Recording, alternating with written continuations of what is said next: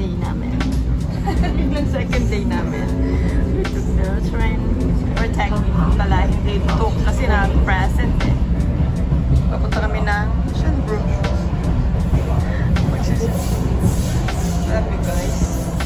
Uy, buti ito mahaba ang ano nila. Yung first na sinakyan namin. Diyos ko po, hindi ko maabot.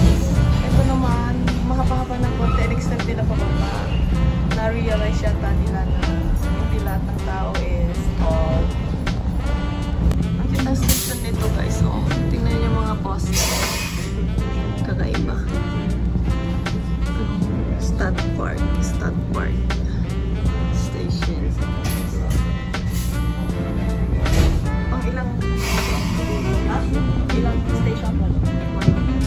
First pa lang ito. Shanbrook Station. So let's go guys. Let's see what's in store for us at Shanbrook Palace. Bye train! Bye choo-choo train! Ang haba ng choo-choo train!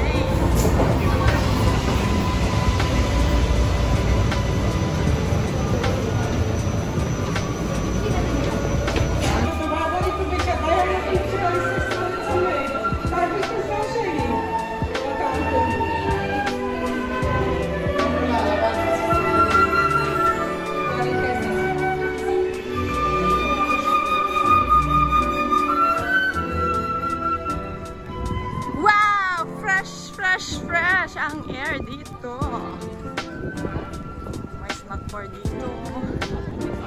Papunta na kami ng Shanbrook Palace.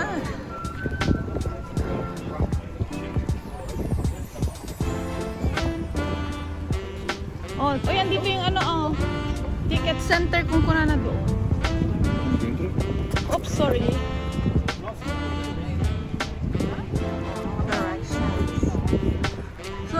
Ng ticket for the Shanbrook.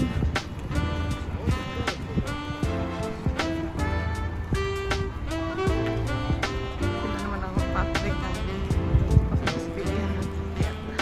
Sosyalin.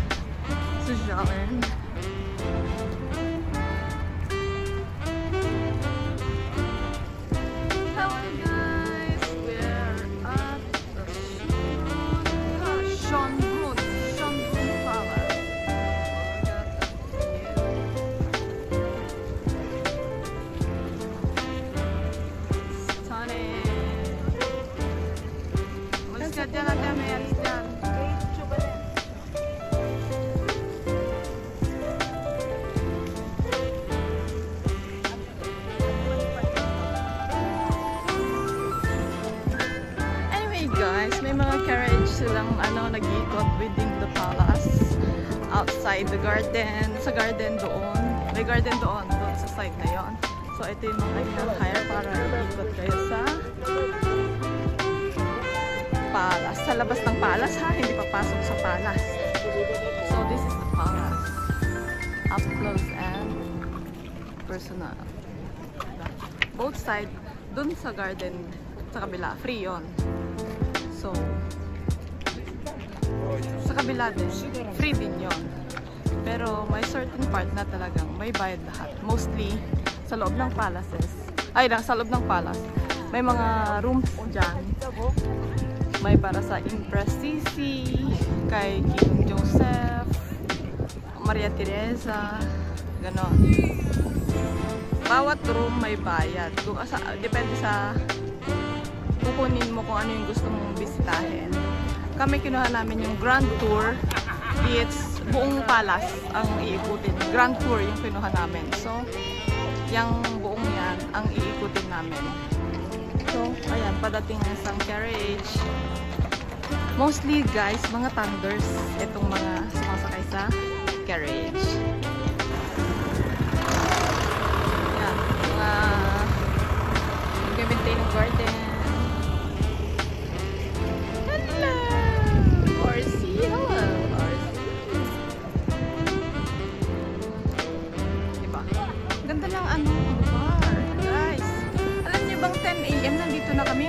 namin para pumasok is already 2 o'clock. Sa dami ng bumibisita dito sa palace, yung aabutan mong schedule, doon ka pupunta kasi bilang lang ang pinapapasok.